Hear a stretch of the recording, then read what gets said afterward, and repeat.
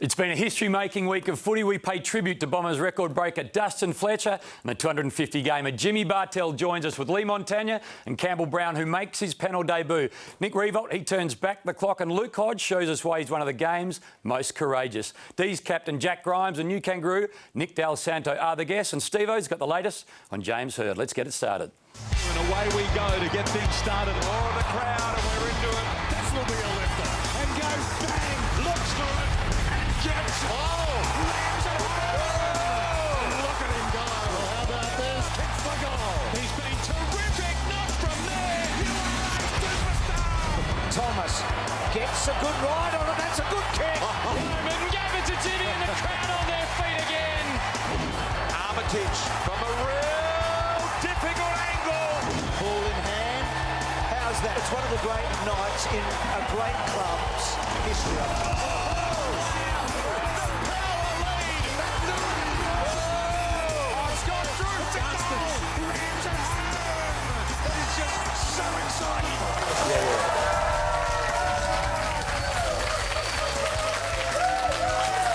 Good morning, everybody. Welcome to Game Day. Thanks for joining us. Round one continues. Hope you've enjoyed it so far. Lots to talk about, as always, this morning. Dustin Fletcher, Jimmy Bartell milestones, and Jimmy's with us this morning. But one of the few All-Australians watching on last night as the Saints had a win. He's back next week. Lee Montagna, welcome to you, Joey. Yeah, thanks, Aim. And very proud of the boys last night, especially the young kids, and Saints are in the 8. Flag favourites now. Flag favourites, undefeated, that's all you can do. The man that's won a Brownlow, he's won a Norm Smith, 3 flags. Now he's played 250 games. Jimmy Bartell, welcome to you, Jimmy. Thanks for having me, mate. It's good to be part of the Thursday night experience down at Caninian Park. See how that goes Thursday nights. Good mojo down there on Thursday night. Yeah, it was good. There was great turnout from the crowd, so Geelong supporters should be congratulated for getting out. It was good fun down there on Thursday. On the end, his debut on Game Day. Premiership player, an All-Australian, a Hawk, then a Sun, and now he's basically a semi-professional horse owner. We'll get to that later. Welcome to you, Campbell Brown. Debut for you, Brownie. Yeah, great to be here, and a little bit different feeling for me. First time in 12 years that I haven't been preparing for a game, but enjoying it. Excellent. We'll get to your horse running yesterday in the Coolmore, which was an extraordinary finish, but that a little later. Before we get to the football, 3 weddings from the 3 of you, and that wasn't the wedding, but that was where you were supposed to get married the week earlier. That was my venue 2 weeks before the wedding. Yeah, unfortunately the steakhouse burnt down, but we managed to get it done, or the wife got it done. I didn't have too much of a say, but in 10 days we found another venue and had a beautiful day, and it was a great wedding. And that's you standing on a box kissing Erin. Well done to you. Congratulations. Kids next. Well, that's the next step, but we'll wait a little bit first. We'll get through the season. Now, Jimmy, you did the same. Yes, got married in February. Beautiful day down on the Bellarine Peninsula in Geelong. Outstanding. Nadia looked exceptional as always. How'd you go with the speech? Nail it? Yeah, I'd say I was pretty close to the best number of the speech. No, very, very nervous over the speech, of course, when you got all your family and friends there, and a lot of footy club guys there willing to hang it on you if you muck it up. Well done. It happens in 3s, Brownie. It does, yeah. Bali in October. There's Jess, and what I will say is 3 very lucky young ladies. No, great, special day. Well done, 3 weddings. So between the 3 of you, you've changed your lives, and hopefully it's a very, very long series of marriages. So well done to you all. To the football we go. Start on Thursday night, as Jimmy said. Thursday night football at the Cattery, and then it moved to Etihad. But the Cats, they're in trouble in the final. 7-1. They trailed after the Dangerfield goal. The Hawks tight in the 3rd term. They got the job done. And the Demons and the Saints, 2 new coaches for those sides, and it was Alan Richardson who got things underway. To the top 8, have a look at that. 4 sides from Victoria, 4 from elsewhere. And then if you have a look at the other side, it is the West Coast Eagles and the Western Bulldogs that play today. To the Coleman medal, Jimmy Bartell, Brownlow, Norm Smith, All-Australian. He's not far off just leading the Coleman. You're going to play forward a bit more, Jimmy, this year? Yeah, probably. Roles probably changed again a little bit from last year. I'll probably still move around the ground a bit, but yeah, like you said, a little bit more time up forward this year. Now, you debuted on the night that Dustin Fletcher played his 173rd game, and on Friday night it was Dustin Fletcher who broke the Essendon club record, and the way he played looks like he's got plenty more to offer. Yeah, it's remarkable, and he actually played really well this night. I mean, we know this for a long time now, that what Fletch does is remarkable, but yeah, for him to break the record last night, and out there he sees kids His kids were there with him last night, and they're not far off joining him, I don't think, at Essendon. They're about 15 years old, so he could play with them. This is career games, and we know it's 379 chasing Michael Tuck, and if he plays 22 this year, he breaks the 400. But, Brownie, have a look at this for wins. It's extraordinary. You think playing 200 games is exceptional. He's won 302, Michael Tuck, and Dustin 223. Yeah, it's an amazing statistic, and like you said, he's getting old, 38. He might need a rest, but we don't want to see him rested because it'd be fantastic if he got to 400 this year. Yeah, absolutely. On Thursday night, Tanya Hurd was very vocal, and on Friday night, post-win, Bomber Thompson spoke about the distractions and how it affected the club leading into round one. I didn't. I tried very hard not to concentrate on that, and we told all the players not to even go there. It's not the right time. We got a game on, and I wanted all the players, I wanted all my staff just to concentrate on the game. Ugly timing, Joey, of probably the hanger and James Hurd and then on Thursday night, but it looked like Essendon just got on with the job. Yeah, look, it wasn't ideal timing, but this whole talk that, these distractions affect the players, I think is overrated, and I'd like to get Jim's opinion in a minute, but I think as players, it doesn't affect the way you train, it doesn't affect your preparation for a game. Yeah, it's probably annoying at times, you've got more people asking and you're in the paper, but from a player's point of view, I think there's a lot of these distractions I think are overrated. Yeah, spot on, and Bomber's absolutely right. I know having him as a coach, his big thing is you take care of your job, and that's all the Essendon players have to worry about is preparing for who they've got to play and executing, the coach's plan, and you let the football department, your CEOs, your presidents, deal with those sort of issues. Jimmy, more about you. Leading into Thursday night, a lot of talk about you from both coaches. This is Chris Scott and Brenton Sanderson on Jimmy. Yeah, I mean, Jimmy played well, a milestone game for him, 250 games. He plays well when it matters, He's a big-time player, and when they needed him tonight, Jimmy was fantastic. He is a ruthless competitor on the field. I'd hate to play against him. I did hate to play against him. But he's just such a fine individual and such a pillar of the community that, if we want a role model for our young boys, Jimmy's a pretty good one to start with. In 250 games, Jimmy, fantastic effort, but were you surprised just how much space the Adelaide defenders gave you? I think it was the way the game was played. Both sides were willing to take the game on and attack the game up through the corridor. And, with Cardinia Park being so narrow, you can get hurt on the turnover a bit. And we were just able to get a few players out the back of the defensive zone or however sides are setting it up. But I think I just was lucky to get on the end of a couple of cheap ones and a nice one from Hamish McIntosh at the end. Well done. 4 goals PB for you. Yeah, finally got there. I'd been stuck on 3 for a while, but I don't think I could have missed the 4th one. Exceptional. Well done and congratulations. Looking forward to the next 150 to see you through to 400 down at the Cattery. Don't know about that. How about Nick Reebok last night, Joey? He was exceptional. Yeah, he was sensational, and I know he was a bit nervous going into the game, and he was obviously missing a few of the other leaders, but I thought his game overall was as good as I've seen, not necessarily from an offensive point of view, but the work he did without the ball, his effort to pressure and tackle and get after the opposition, led by example, and it meant a lot to him, and he was sensational last night.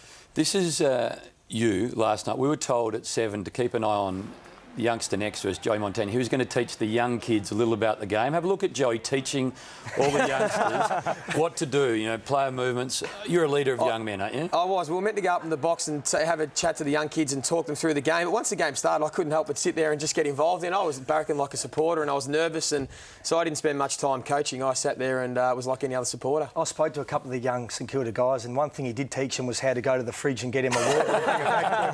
I made sure I got the front row so I could see.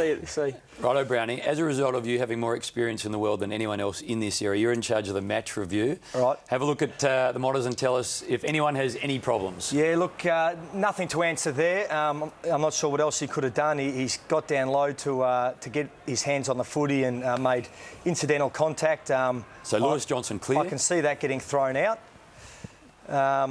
Here we've got Drew Petrie, a little bit of a swinging action. Could have maybe chose to tackle, but I think that'll be thrown out. And Tommy Rockcliffe here, I think he's in trouble only because the new rule states that is deemed as an intentional act behind play. So 1 week, and the Josh Gibson tackle here, he's come in hard and ferocious. I think that'll also be thrown out. So your verdict was give me a spell. Give me a spell okay. For that one. Yeah, I can't believe that's even getting looked at. Okay. Well, Brandy, great to have you here, and you'll take care of those match reviews whenever you are on. Yeah, well, if I had it my way, no one would get rubbed out. Ever. Well, we're going to let you know how you can be a part of the Game Day audience every week. We're live from 10. If you want to bring the family and the kids, please do so. The address is on your screen, 7sport.com.au/Game Day. Stick around this morning. We've got Nick Del Santo. He's a new Roo. They were disappointing on Friday night. There's a lot has been said on radio. But Jack Grimes, he's pool room. He's about to join us. One of the co-captains of the Demons. Yes or no still to come. And we've got a head-to-head Nick Del Santo and Joey Montagna just a little bit later on. What about the age difference between you and some players now? How do you bridge that gap, or do you notice a gap at all? Yeah, I probably do, to be honest. You could be dating them up. How do you become a goal umpire? You got a son playing? Yeah, kids playing, have done for 4 or 5 years. They sleep during the week, or they just count down the hours? One of them was up at 2 this morning. He was a bit anxious.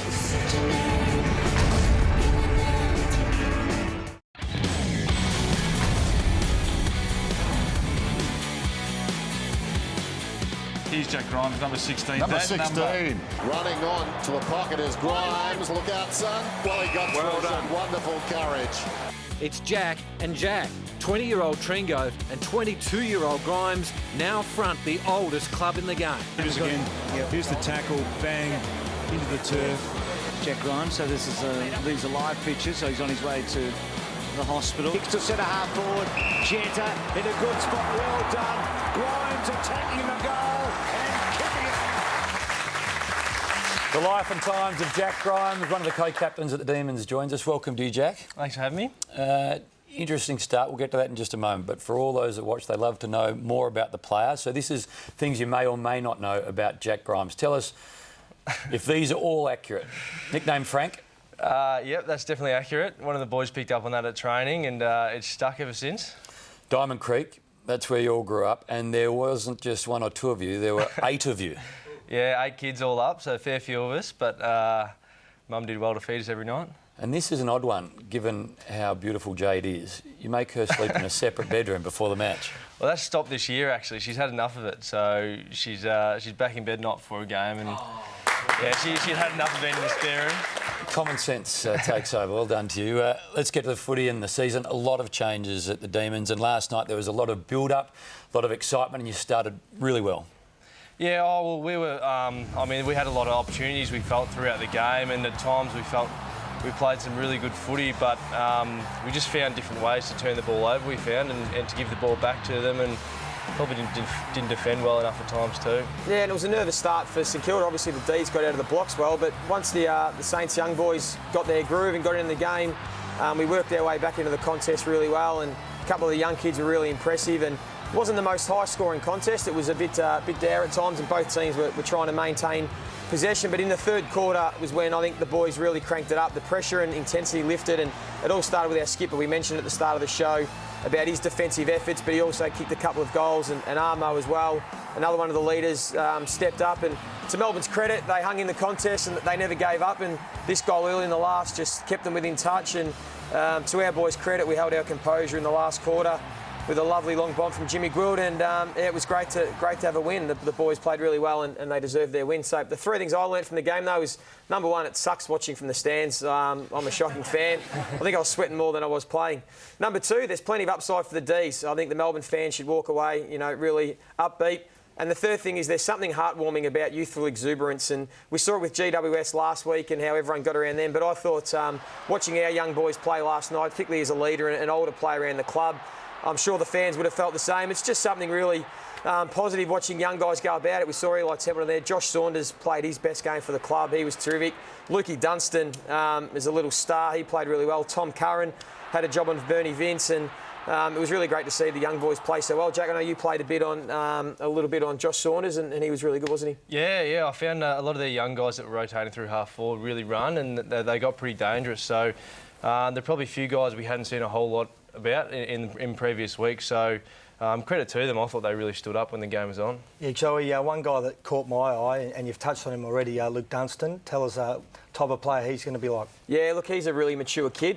He came to the club captain South Australia under 18, so he's a real sort of mature leader already. He's well built, you can see there. He's built like a little bull, and he's come to the club and just attacked everything he's done, his training. And look, he's going to play a lot of footy for us this year because, as I said, he's got a body that's ready to go, and he showed a lot of composure last night. And there I gave him a big hug. I've got a little man crush on him already. He's my new favourite player. So Jackie Stephen has been booted pretty quick, and now Luke Dunstan's my new favourite. So, yeah, I was pretty pumped. Jack Watts cops a lot of criticism, but a lot of media attention.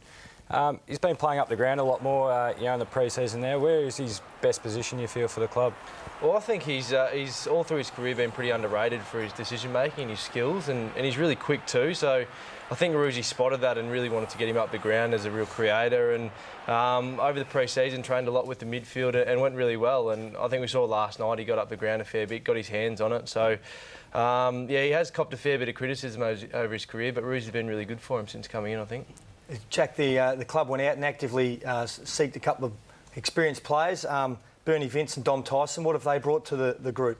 Yeah, well, a lot of... we needed to bolster our midfield, obviously, and, those guys have been great. They've probably been our most consistent performers, along with Daniel Cross over the pre-season, and I think it's helped out Nathan Jones a lot. That was the first night last night. I think he didn't get tagged for a couple of years, so he was pretty happy that Bernie took that. But no, they've been great. They've been exactly what we wanted them to bring, a lot of hard bodies in the midfield, and they've helped out our young guys a lot. Jack, what about some of the injuries last night? We saw particularly Tom McDonald limping around for most of the game, and you can see there he looked like he was pretty sore. And Jack Fitzpatrick also went out sub. Were you guys aware of that as players on the field? Because I think you only had 75 interchange, which is really low. Did you guys notice that, and did you feel the effects, you think, maybe late in the last quarter? Yeah, I definitely noticed that. Not coming off in the second half at all. I was knackered, but we knew that Fitzy, he copped a bit of a head knock, and he went off with concussion, and so we really needed Tom McDonald to stay out there. He probably would have got subbed otherwise, I think, but he copped a big corky in sort of his hip, quad, and he just sort of had to fight through it. But when you're chasing around Roo, he can run a bit, so it's a bit tough for him. How were they at recovery today? Have you seen or spoken to them? No, I went in a bit early, so they're at recovery now. So I think he'd be pretty sore, though, after running about 3/4, I think, after copping the corky. Yeah, right. And what are the boys' thoughts on leaving your phones at the door when you go into the ground? Now, I understand why the AFL have brought the rule in, but surely it's a little bit annoying. Yeah, it's a bit strange, and a lot of guys like to listen to their phone, like the music on their phone as well, going in the game. So everyone has to have like a separate iPod if they want to do that now. But I mean, I know what they're trying to do, but it is a little bit annoying at times. But I'm sure the players will adjust to it. Looks pretty funny there. If you're a property steward with a good sense of humour, you could have a field day with that. A few tweets. Oh, yeah. How would you have got your quaddie on at half-time like you used to do for the Hawks? You need to go in and check the race results at half-time. Don't worry, there are a few of the boys that check their stats at half-time. There are a couple of culprits to have a look at the stats at half-time. Has Lyndon Dunn had some artwork done in the off-season, or has that always been around? It's sort of been an ongoing process. He's had a few sort of... Yeah, you can see it there. I don't really know what he's got going on there, but there's a few random things in. What's that? The mows come off. Yeah, and I think I'd like the mow back, to be honest. What does it say around his neck there? I'm not actually sure. I haven't really had a good look at it up close, but there's a few boys that have got some tats that are a bit strange, so just leave them to it. Jonesy and Clarkey lead the way. Interchange numbers capping out 120. How's it played out in the first round? Your numbers particularly low last night because you had no one to come on. You guys, I think, on Thursday night, Jimmy, really used the last quarter to get it up to about 115 or so. Is there a bit of confusion still as to how to pace it? Yeah, I think a lot of clubs might have gone a bit gun-shy with it. I think, all the talk over summer at being capped, I think even players in their head are thinking, well, I can't come off because we only have a limited amount to use. So it's going to take a little while to adjust, I reckon. Yeah, I spoke to our sports science guy after the game. We only had 99 as well, and he just basically said it was a bit of just, feeling out when to get guys off and, not wanting to overdo it early and leave yourself with not many late. So I think it'll take a few weeks for clubs to get a handle of how to work, and then it'll all fall into place. Right on. Time for a break. How a 5-year-old girl kept Jack Watts at Melbourne, the best footy actors over time, and footy flashbacks a Sunday afternoon. It's a ripper. It's from last year. Sunday footy continues on 7 with a flashback to a heart-stopping modern-day final. And for our Western Australians at 4:30, the Eagles kickstart their season against the Dogs. Sunday means footy, and it's all on 7.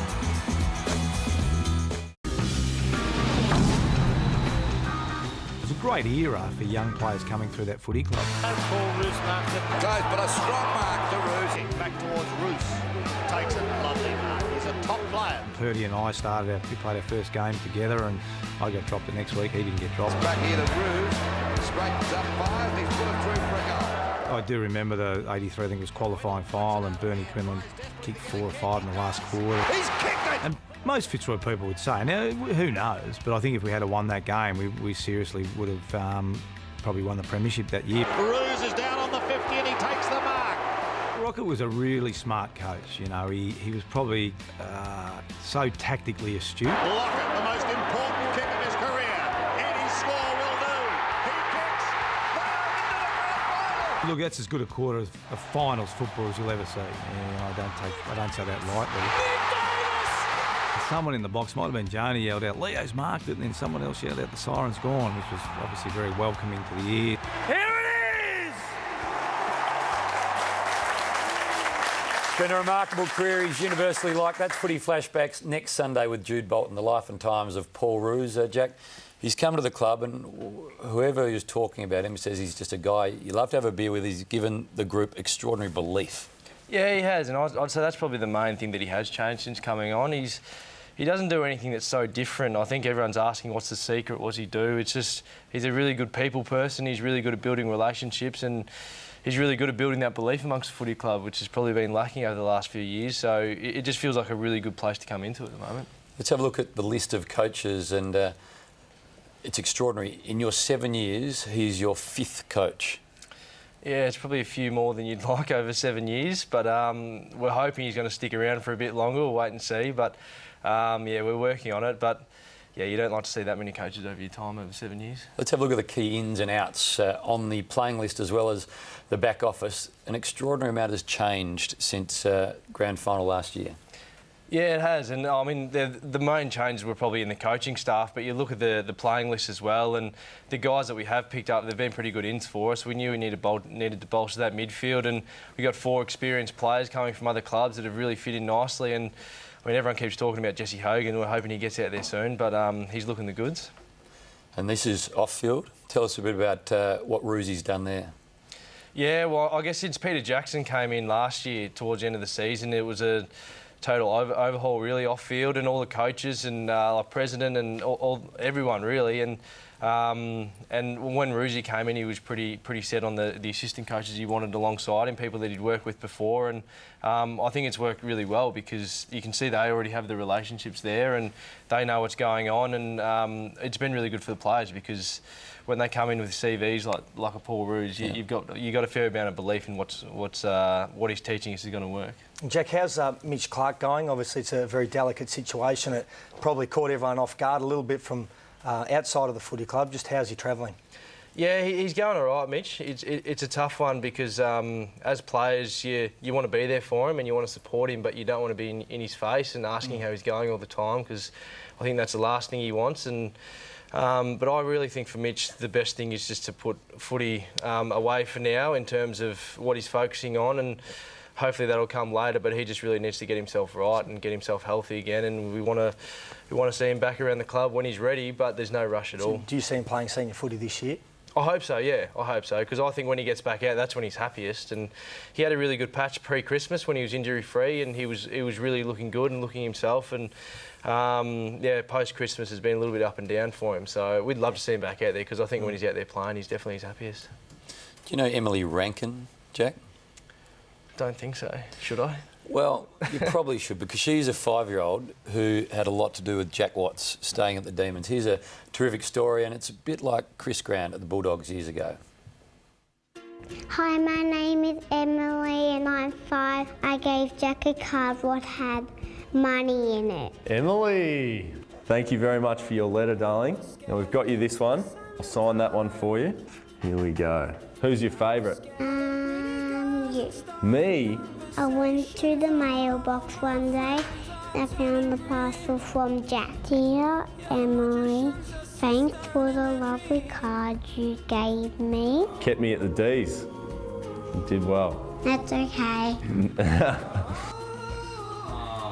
It's a good story, Emily Rankin. So She sent a few dollars. He sent a $5 back, and they got together. And it's interesting how little things change careers, really. Yeah, you're right. And I don't know if all that money kept what you hear, but hopefully went a long way. But no, I mean, as players as well, I think we can take for granted sometimes the impact we can have on kids like that are followers of footy, and it's great to see. Like, Watchy does a lot of that sort of stuff. It's great to see. Just make sure that is declared in the salary cap. In regard to actors, Jack's obviously a slight over actor, but there is Jay Kennedy Harris. Before he was on a list, he was sort of doing acting other bits and pieces. This is a role that he played not so long ago. And surrounding streets until the last train leaves. And if you can see us, so can anyone thinking about breaking the law. It's like Zoolander, you know, an actor/model. He's a actor/football player. He's a slashy. Yeah, he rates himself, Jay. In terms of acting, I think he was pursuing a bit of an acting career alongside footy. So, I mean, good luck to him. But the boys definitely picked up on that pretty quick, and it was shown. And there was a fine attached to it as well. So. There's been some extraordinary acting performances on field over the years, and here's some off field for some VFL, AFL greats over the journey. Energy Watch is the new major sponsor of the Melbourne Football Club. Now you can watch the big game on the big screen.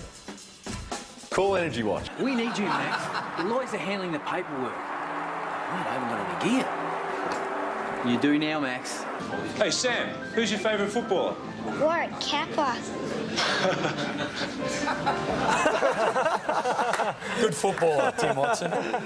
Anyway, that's what has happened. Jack Watts probably needs to just do a little bit more sort of that method acting stuff, maybe NIDA. Oh, he hated that ad. We ran it a few times as well around the club, and he hated it, but it wasn't great. It was a bit awkward. Yeah, OK. Yeah. All right, quick hands before we let you go and do what you need to do on a Sunday. Is it true you spent a lot of time at Pony Club as a kid?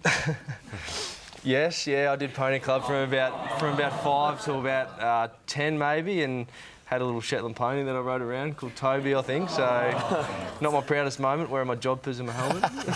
Now, where does the nickname Good Times Grimes come from? Yeah, the boys came up with that because they thought, obviously not correctly, but they thought I was a bit of a stiff, and so they came up with Good Times Grimes. Thought it was a bit ironic, but. Yeah, I didn't see the funny side of it. Now, is it true you don't eat meat? Yes, it is. Yeah, it's amazing. Word's starting to get around and people think it's a bit of a big deal, but yeah, I've been doing it for the last couple of years and I'm really enjoying it. So, got a hypothetical question for you, mate. If you and Dylan were both single and you walked into a bar, who'd more likely be leaving alone? Oh, geez, Dill rates himself here with his talk. He thinks he's pretty smooth, so. I think he'd do the talking, stuff it up somehow, and then they'd come to me. So. Mate, thank you for coming on. Good luck for the rest of the year. No worries, thanks, guys. Thanks for having me. Jack Grimes, one of the captains of the Demons. We're going to have a new segment, Gold Pass. It's a look behind the scenes at the footy, the life and times of Campbell Brown. There's been a lot of stuff going on. We've got Nick Del Santo too. Stay with us on Game Day. North East Saints, we actually play them round 17 in Tassie. In some ways, I'm looking forward to it, and I'm really close with a lot of the guys, but I know it'll feel awkward. He's only a fairly small man, and when we play golf, can be a little bit embarrassing.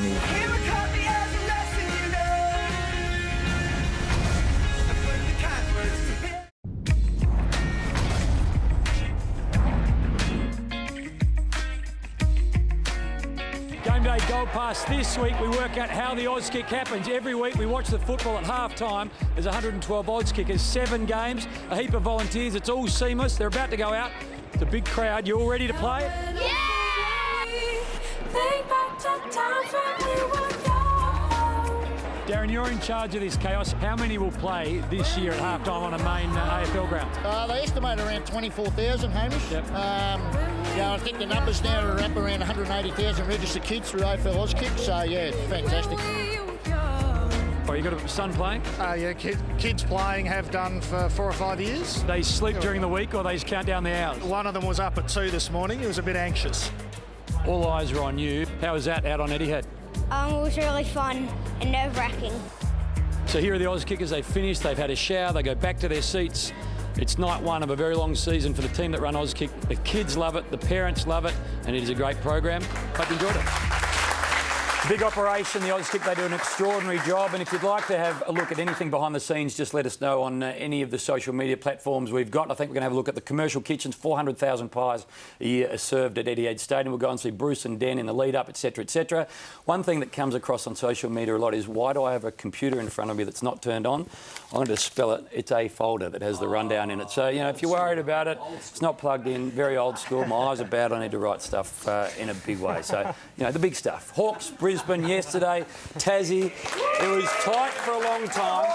It was, halfway through the third, Brownie, you thought this might be an upset like many have, but 24 goals in the second half, and in the end the Hawks got the job done. It was a nice start too. Yeah, went down there for the unfurling of the flag, and down in sunny Tasmania. It was a very even affair. You know, we see Jonathan Brown here kick one of his 4 goals. He was sensational and gave great presence.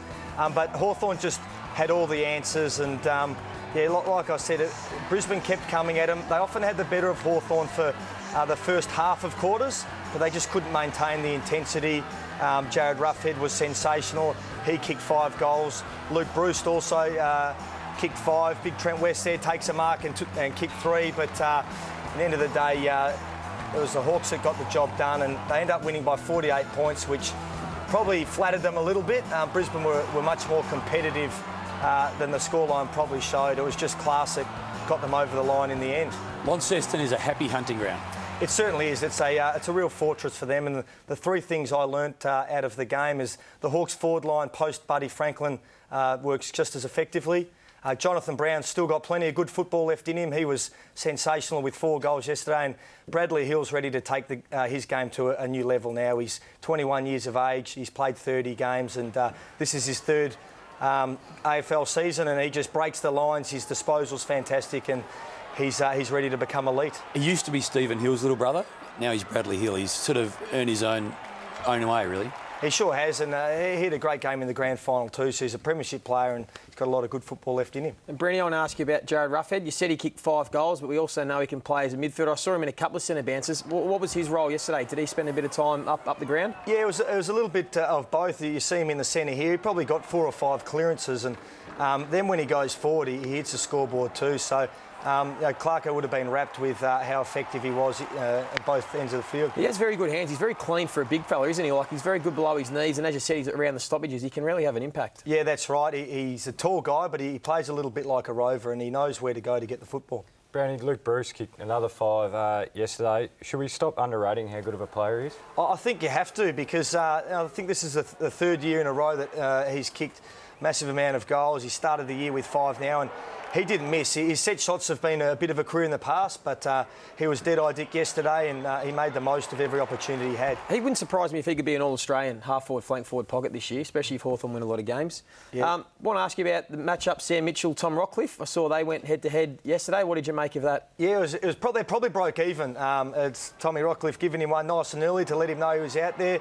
Rockcliffe kicked 3 goals. Sammy Mitchell was super effective, and he set up a number of goals. I think he had 21 disposals and kicked 1 himself. So what was the role? Because how would you play? There's a couple of ways you can play Mitchell. You can either put a lockdown tag on him and really nullify him, or some teams are playing the role where you put a dangerous player on him that can maybe take advantage of Mitchell and kick some goals and get a lot of ball. So what was Rockcliffe's role yesterday? Yeah, Rockcliffe went with him everywhere. So he started in the midfield with him when Sammy Mitchell went forward. He played down back, and vice versa. When Sam Mitchell went and played on a half-back flank, Rockcliffe took him deep a couple of times and managed to hit the scoreboard too, which they would have been pretty happy with. Brownie, a player that we all love, Luke Hodge, just displaying his courage again yesterday. A couple of great grabs and a few big hits. Yeah, he certainly was. I saw a huge hit there, and I'm not sure what the free kick was for, because that's just a great contest, but he stands his ground all day long and cops another one there. So saw him at the airport. He was a little bit battered and bruised, but that's the way Hodgie plays. He's an inspiration, and he leads from the front. Universally loved, Hodge, I reckon. Regardless of what team you support, you look at Luke Hodge and tip your hat every time he plays. He's an absolute marvel. Still plenty to come on game day. Nick Dale Sando's our next guest. Steve-O's got the news on James Hird, but right now it's the round 1. Nick Abate, speed wrap. Doesn't matter, McIntosh round on. His first kick for Geelong is a major. Almost Rockcliffe ducked out of a tackle and kicks it. Going back and... He's done it again. Dangerfield now just runs hard.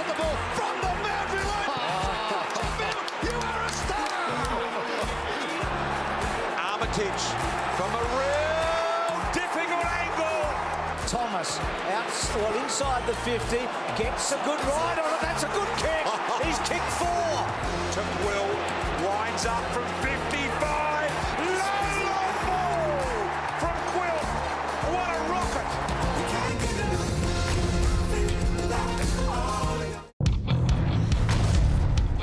The career of AFL veteran Campbell Brown is hanging by a thread. Just a spur of the moment mistake that, if I could go back and change, I would. Sweet idea, Jimmy Cassidy's moving on her down the middle of the track. They're not going to get her. Ring-a-ding-ding, the popper is the king. You've got Daddy. Picked up by the Hawks. Campbell Brown.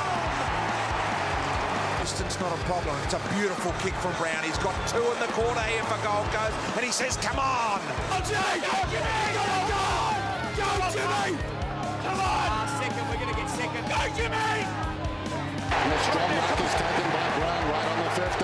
Brown wasting no time. Bacon square. This has got to carry.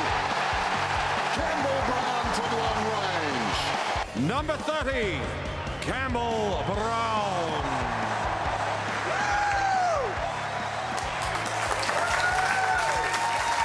As Mark Robinson said on this show one morning, it has been a big life. He was referring to himself. You could say it about Brownie. It's been fun, Brownie. It's been a journey. Now you're in the media and doing other things. Yeah, loving every minute of it. Moved back to Melbourne from the Gold Coast, working with Triple M, and they're just enjoying retired life. Things you don't know about Campbell Brown. Let's have a look. We've been through this with Jack Grimes. We all know about Sweet Idea. Ran second yesterday in the Group 1 Coolmore by literally the barest of margins, 1.7 million. Wouldn't want to have said no to 10% share in that horse, like I did when you offered it to me. Let's move on. So you've bought a farm. This was not real, but that was recently? Yeah, bought a farm moving out to Hurstbury. It's got 20 acres out there, so a bit of a change in lifestyle, but really looking forward to it. Have a couple of my retired racehorses on it. They talk about cantankerous stallions. You have been bred by a nutcase in Mally Brown. Yeah, look, Mel's known for his temper, but great person at heart. He's a softie. He has a Labradoodle or something and just sort of... Yeah, he does. Very different off field. A Maltese cross toy poodle, very, very laid back off field. But now this is the thing that is extraordinary. You are going to swim the English Channel next year, and that is in July. And you are now getting ready for it. Tell us a bit about why and how long and how fat you're going to be when you do it. Yeah, look, it's something that I've always enjoyed swimming, and now that obviously I'm not training every day, I've got a lot more time to put into my swimming.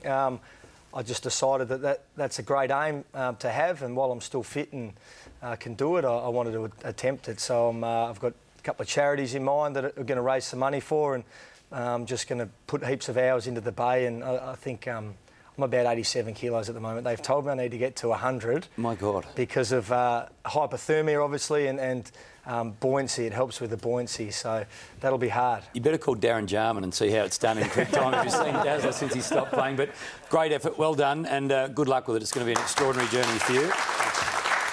Steve-O, welcome to you. Every Sunday morning you bring us the latest in news. We'll get to Hurdy in just a moment. Where would you like to start?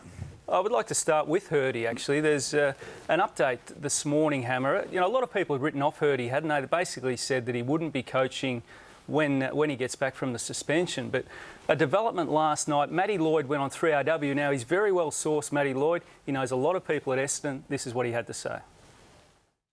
My understanding is that they have spoken, James Hird and Paul Little, today, and that James Hird will be the coach of Essendon in 2015. Yeah, interesting, isn't it? I think he wouldn't have gone with that unless he had the strong information. At the moment, Essendon are refusing to confirm that, Hammer, but as early as tomorrow, we believe that there will be a statement, and it looks like he may survive. And Hurdy's old man in The Age today made another comment. Well, he has, of course. Tanya's been very outspoken, and Alan's now become involved, basically confirming other people's views in the media and elsewhere that Andrew Demetriou is a bit of a bully. He's also saying that the Commissioner basically judge, jury and executioner as well. So they may have gagged Tanya, but Alan's got involved. Righto. Now, Dank on, was it Friday? Was it a sportsman's lunch? How did that play out? Yeah, it was a long lunch, and BT, of course, Brian Taylor, a lot of hard questions there, and he went into detail on James Hird and basically went out of his way to put Hird in trouble. This is more than just cleaning up the supplement agenda of 212. I mean, we need to bring people to face responsibility and to face their actions for things that they have done which we feel have been quite highly illegal during this last 13, 14 months. So what did he say in regard to James? Was he not protecting James? There was another grab there. He didn't protect James. He said James was heavily involved and he knew what was going on. What he's talking about there is leaks, etc., that happened, and basically putting blame elsewhere as well, outside the supplements program. Well, is he at any stage going to be fronting up and being truthful with what went on? He's saying everyone else should do it. Yeah, well, he's not talking at all to the AFL, ASADA, anybody who wants to talk to him. He said, I'll have my day in court. Yeah. Totally defending himself. Right. OK. Let's go to the Swans. Buddy, any issue? Yeah, well, a lot of talk around Buddy and off-field issues, but I believe, Hammer, that there's more to it at the moment as far as a body issue with Buddy. Hasn't done a lot of training at late. 2011, that knee injury he did in the finals, kept playing. That's still troubling him. And Kieran Jack, there was a lot of talk about an injury where he woke up with a bad back. I believe he's got a cracked rib, and that happened in the final practice match. So intrigue about Ryan O'Keefe coming in, bad back on Jack. So, you know, they've got some issues going into the game against Collingwood next Saturday night. Watch this space. With Collingwood, VFL yesterday against Bendigo Gold, some stars played. Yeah, there'll be some big changes, I think, at Collingwood. You could see here for Solo, had a good hit out. A few other players went all right too. We see Blair there. He's a certainty to come in, Hammer. Lockie Keefe also went well in the second half. Quentin Lynch not so well. They've also got Ben Reid set to come in as well. So they're quite well placed. Jesse White a certainty. So I'd say there'd be 4 or 5 changes. It's looming as a massive clash up in Sydney Saturday night. Yeah, it'd be massive. Last Sunday, you were halfway through the cricket grand final. A lot of tweets saying, did you win? Yeah, we got over the line, and yeah, I was pretty happy. We had quite a big celebration down at Citizens Park in Richmond. A couple of the lads actually slept there overnight. So you just came in this morning from Citizens Park. No, it was a big Mad Monday. I couldn't get there, unfortunately. That's not quite swimming the English Channel, is it? But that was my bit of exercise. do you know, during the week we had about 50 people say, can we have Steve waddling to the boundary line again? So we might even play it again at some stage during the year. But that was token effort, wasn't it? Token effort. It dribbled over the line. I didn't dive, that's for sure. Thank you for joining us again. Cheers. Steve-O every Sunday morning, all of news. Jimmy Bartell, he's a marvel, a 250-game tribute. Nick Dal Santo, he is in the pool room. Well, they got off to an ordinary start on Friday night. Nicky Dow will tell us why.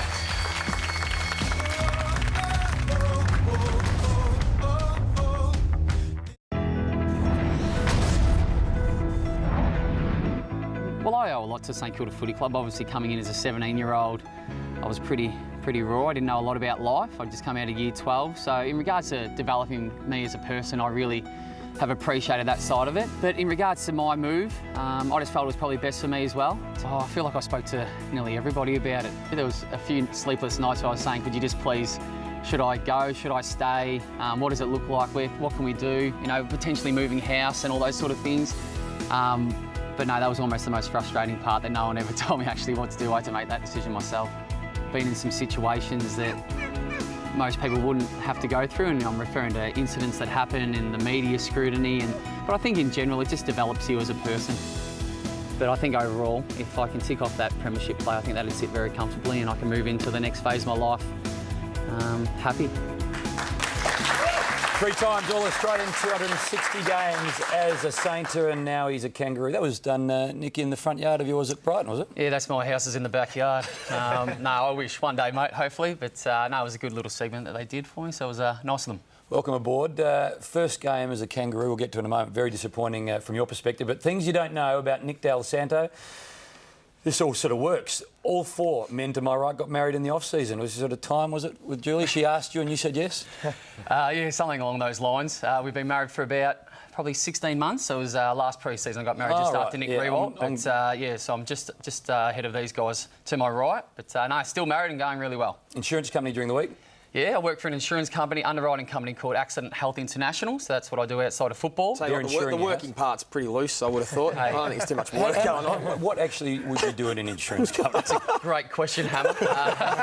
It's all about relationships. So we go out and we play golf with clients and we take them out for lunch, and it's all about people, which is right up my alley. Yeah. So we're doing a good job down there. Can I get a job there? 8 Gatorades is now number because you used to feel sick after 8. Yeah, I got to the point where my literally my guts were sort of rotting, so I started to feel a little bit sick. So I tried to stop that last year, and I feel a little bit better going to a game now. Well, we thank Gator obviously for their support and sponsorship of whatever they sponsor around the world. Friday night, are you a 40-point worse team than Essendon, or did you have a shocking night? Well, I think on Friday night we deserved to lose by a lot more. Some of those key stats that we went through post the game, we were probably lucky to lose by 39 points. I'd like to think that it was a first up bad performance and we can get a lot better, because I've been there for 5 months and I've seen the way the boys go about their training and the way that we can train, the way we've played some NAB Cup games, and Friday night was just really disappointing. Take us through Friday night, Joey. It was a pretty healthy crowd, a lot of expectation around the Roos, so much uncertainty around the Bombers. Yeah, look, I think Dell summed it up. There was talk this game was going to be a contest between two potential top 4 teams, and Essendon had some debutants. They had Merritt, Ambrose and Gleeson play their first game, and the Roos unveiled Luke McDonald, but as we said early in the first quarter, it was all Essendon. They kicked the first 4 goals and were clearly on top, and there's Dell's first goal for the club. But for the majority of the game, Essendon really dominated the contest. There was one of BJ's 3 goals for the night. He was terrific. And as we looked at some of the numbers, as Dell mentioned, the contested possession, Essendon won by 44. They denied the Kangaroos the footy for the majority of the game and clearly outplayed the Kangaroos. And as sort of Dell mentioned, for the Kangaroos to still be sort of thereabouts in the contest going into the last quarter, I think there's plenty of upside there, because they were comprehensively beaten. Chapman kicked his 4.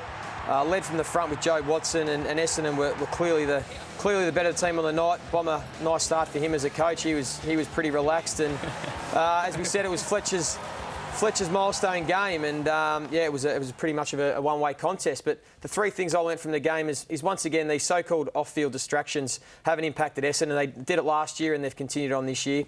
Second, as I mentioned before, don't write the Kangaroos off yet. I just put that down to a really bad night, and I don't think they can play much worse, to be honest. And the third thing is it's a happy Chappie at the Bombers. We'll speak to Jimmy in a minute about Chappie, but he certainly looked the part at Essendon, and his 4 goals showed what he can do, and a couple of the trademark one-steppers. And, I know the Bombers got Chapman to the club for finals time, but for him to come out and do that in round 1, Jimmy, shows he must be in pretty good nick. Yeah, he's been a special player for the Cats for so many years, and you see that it's how damaging his possessions are. He can have 20-odd and cut you up to the midfield. He can set up a couple, but also it's his finishing. He's probably been one of the best snaps for goal we've seen in the last 10 years. So you're right, he'll be that icing on the cake for the Bombers, who are just looking to go that next level. Dale, I watched the game Friday night and I couldn't believe that you guys didn't put more time and effort into Joe Watson. He ended up with 38 possessions, but I think in the first quarter he had about 16. Can you tell us who was playing on him and if you had a plan? Good question, Brownie. Well, I wonder why you're asking me that. We've spoken about Joe for about 5 months leading into this game, but we basically how good he is. Just how good his off-season's been. But, I mean, throughout the game, we obviously didn't have a designated tag, but we had multiple guys that had to play on him, and I was one of those guys along with a couple of others. And to be honest, we just didn't execute. As simple as that is. You can speak about it for 5 months. We can come into the game with a lot of plans, but if you don't perform on that night, which we didn't and I didn't, then you get 38 possessions against you. So, I mean, he's a quality player anyway. There's no doubt about that. But it was probably just a shame the way we went about it more than anything. Joe Danaher, scary prospect, over 200 centimetres tall, and we saw how brave he was too. He went back with the flight, took a big pluck. Big future for him. Yeah, he showed some promise, and having him and Carlisle as their key forwards, both over 200 centimetres, I mean, they're going to be hard for any team to match up on, and he showed some nice signs there to take a couple of those marks, which might become his trademark by the sounds of things. Essendon fans must be very excited. Lindsay Thomas was a bit of a lone hand up forward. He kicked 4, but for the night you guys only kicked 9. Is there a concern with the forward line? Well, there is when you only kick nine goals for the game anyway. I mean, Linz is a fantastic player, and he's probably been the one guy that I've been surprised about since I've come to the club.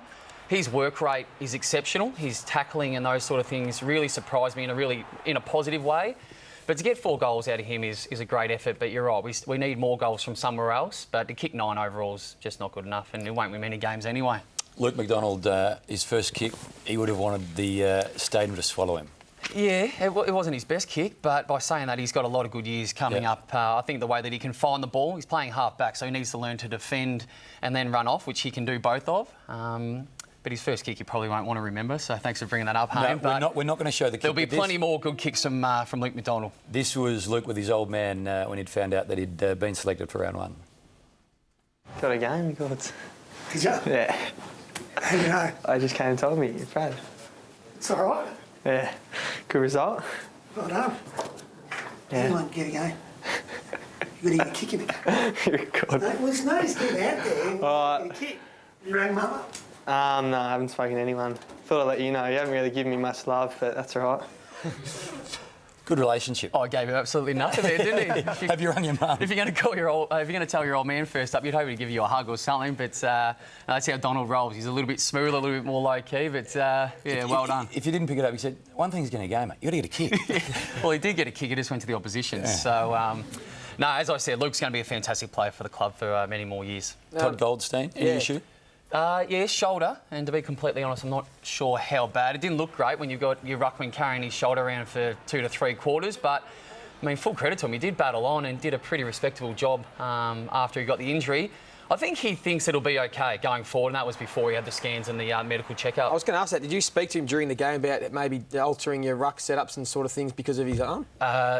You want me to be honest? Yeah. I didn't even really notice. I saw him jogging over to a contest at one stage, Karen. I thought, just, tap it down to me front and centre and we'll see how we go from here. But he's sitting there. Yeah, his arm dangling there. I started trying to rove to rider after a little while, but no, hopefully he'll be OK. But worst case scenario, we've got Dan Curry, who's had another fantastic pre-season, needs an opportunity, but hopefully Goldie's good to go. You didn't notice Goldie. Did you notice it was Dustin Fletcher breaking a record on Friday night? I did hear something about that during the week, and I noticed every time he touched the ball that the crowd gave him a bit of a cheer, and as bad as it sounds, it's probably fitting for him to finish up with the ball at the end of the game. So an amazing effort. I mean, I know Brent Harvey for the last 6 months, the way that he goes about his training, what he has to do to get ready, and then to think, Dustin's a different size player and obviously plays a different role, but it is incredible to see these sort of guys still going around. I love the last stat, I think, the most. His playing record is outstanding. He's had great success. But 11 current Essendon players weren't born when Fletcher made his debut. And what is also extraordinary, Den delivered this perfectly on Friday night. He's older than Justin Bieber's parents. that's a fact. That's not a make-believe comedism. That's true. Well, maybe there's something in that. No, he's amazing. I grew up barracking for Essendon. I can remember the 93 grand final, and I think he was 17 and still at school. And to think, what are we, 20-odd years later, that he's still going, and now that we play against guys like that, it puts it all in perspective. Yeah, we got the thoughts of Dustin. He caught up with another Bomber great during the week, but 379 games and counting. We hope he gets to 400. It'll be a sad day when he's no longer in the footy books. Well done, Dustin Fletcher. Straight out, we were still going to school back in 1993. Have you ever worked outside of football in your life? No, I haven't. I've been, again, lucky enough to be involved. I haven't had a full-time job at all. You've always been a great reader of the play. Did that come naturally to you? I think so. It probably had a little bit to do when I was growing up. Like, I played a lot of tennis, when I was younger, and I didn't play a lot of footy, to be honest. What about the age difference between you and some players now? How do you bridge that gap, or do you notice a gap at all? Yeah, I probably do, to be honest. You could be dating their mum. Yeah, well, you can put it that way. But, I'm obviously excited and really happy that I've played for so long. But it'd just be great to get that Essendon name back up to where I want to see it, or where the fans want to see it.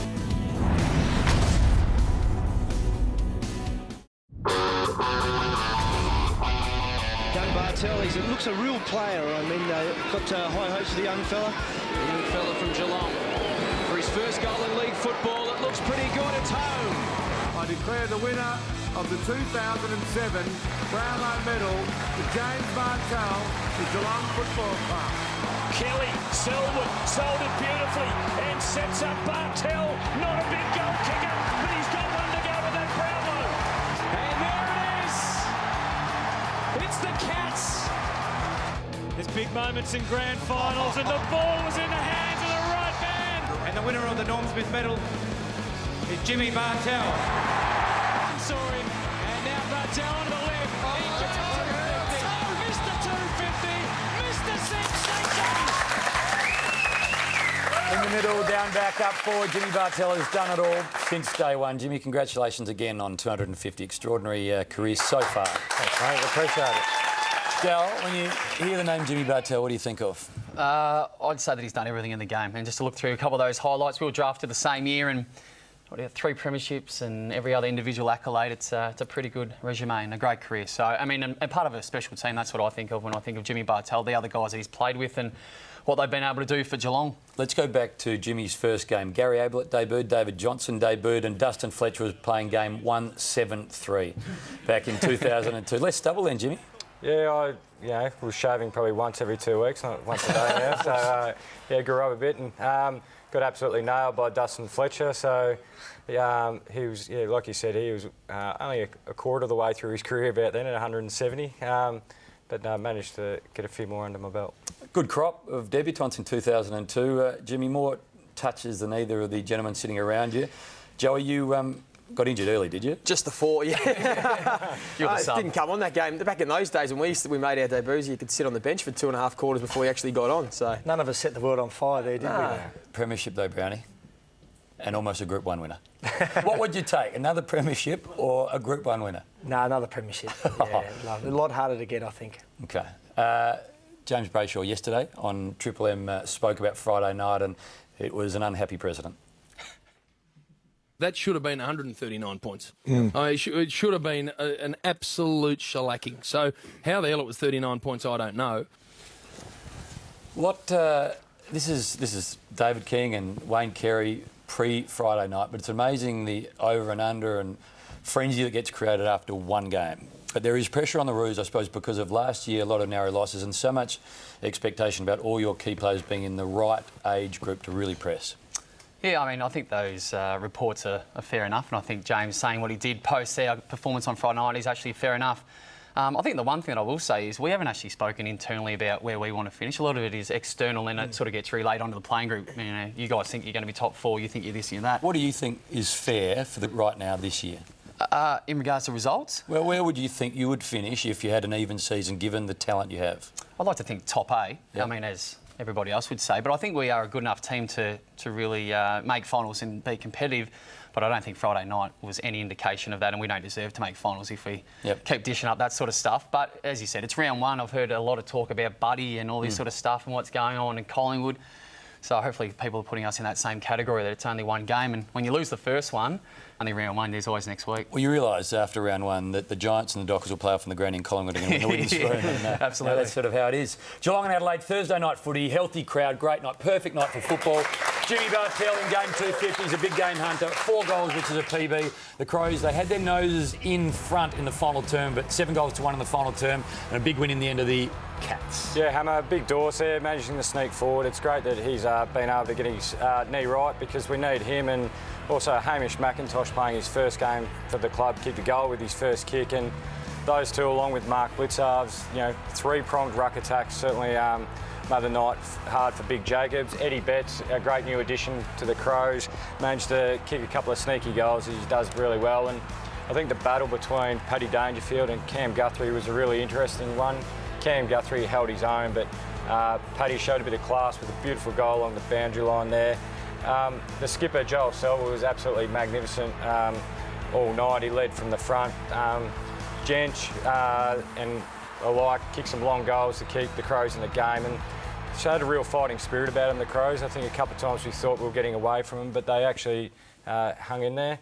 The 3 things I learnt out of the game was, what we touched on earlier, teams are going to take a while to work out this interchange cap and how to do it. The game got a little bit scrappy in the last quarter because I think everyone was fatigued and it was a warm night. The Crows have a lot of depth. Everyone spoke about all our injuries, but the Crows had a number of players out. They've lost Vince to the Demons, Tippett to the Swans, but a number of injuries, but they seem to just all keep stepping up and playing their role. And like I was saying before, Joel Selva was massive, 34 touches, 20 of them contested, but importantly, he's carried on his good goal-kicking form from last year. There was some doubt as to his fitness.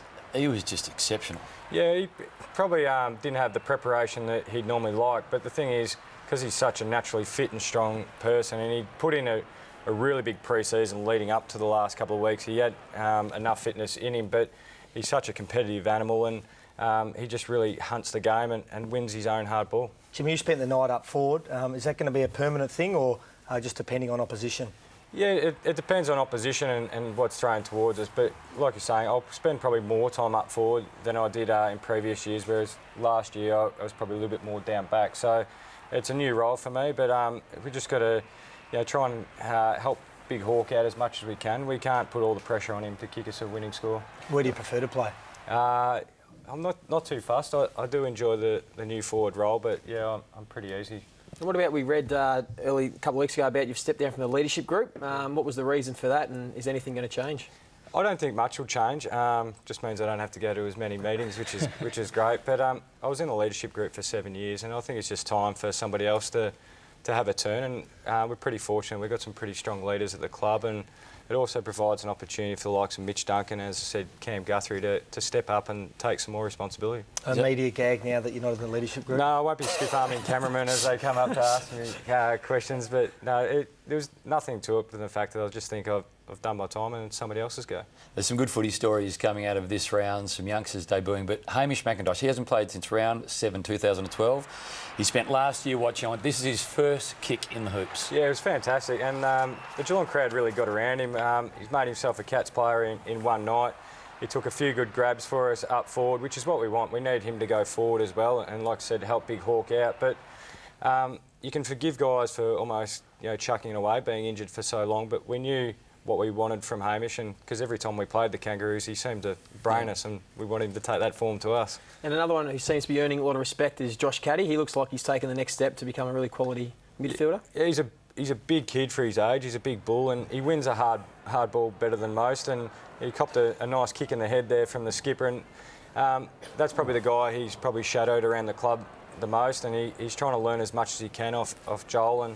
And again, you've got to provide help and support to your good players like Joel. And I think Cad's gave us a fair bit of grunt through the midfield. Dale, you watch a lot of footy. When you watch Paddy Dangerfield go about his work, you must admire him. Cam Guthrie did an exceptional job on Thursday night. Yeah. I think when the ball goes towards Dangerfield, you can just get that feeling that something's going to happen or anything may happen at any time. And then that goalie kick from the boundary, he was able to burn Joel off, which is a tough go when Joel's trying to, tackle you down, but that was an exceptional goal. I was actually going to ask Jimmy, was he spoken about during the week? Obviously, he's a targeted player, but watching the telecast, they commented so many times about, Dangerfield's been tackled, he's been ridden into the ground. Was that a conscious decision to make sure that he was kept down every time he was tackled? I think you have to try and keep him down because, as you see how explosive he is, if he gets the ball back, he's going to break a line, take a bounce and really hit the scoreboard pretty hard. So he's one player that if you don't wrap up in the tackle, he'll end up hurting you again and again. And I think it was more also to help Cam Guthrie. It's a massive role taking on Paddy Dangerfield because he can either take you up into the midfield and beat you there, and if he thinks he's got you overhead, he'll take you forward. Cats had to win, as they often do, at Simmons. Coming up, what you don't know about Joey Montagna. He's going to have quick hands with Nick Del Santo. Who's this? A young footballer, very young photo. And the V8's next Saturday there in Tassie if you're a petrol head.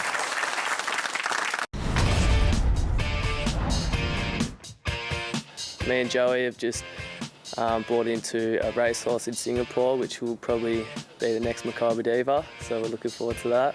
He lives next door to Dustin Martin as well. Lee, he's only a fairly small man, and when we play golf, can be a little bit embarrassing. He gives it everything he's got, but usually only goes about 150 metres, so I feel a little bit bad for him. He hits them very straight, but yeah, he plays golf a bit like an 80-year-old. That's what you don't know about Joey Montagna. Par 3s or par 5s, Joey Elliott. Lenny's just jealous. Lenny smokes them, but goes 3 fairways wide. He's just jealous because mine end up on the middle of the fairway. Tell me, Denver Broncos, how much time did you spend with Peyton? No, we couldn't quite get to meet Peyton. He's almost like the Nick Del Santo of Kangaroos. You're not allowed to go near him. You can meet all the other players, but you can't meet Peyton Manning. So, yeah, we've been over there a couple of years in a row now and met a few of the kickers and a few of the guys. It's actually impressive how well they sort of were interested in our game and were asking lots of questions, which is pretty flattering. So, yeah, it was good. You get paid more than them. Are their facilities as good as yours at Seaford? No, Seaford's got them covered, yeah. So, all right, new segment we have every week. It's called Who's This?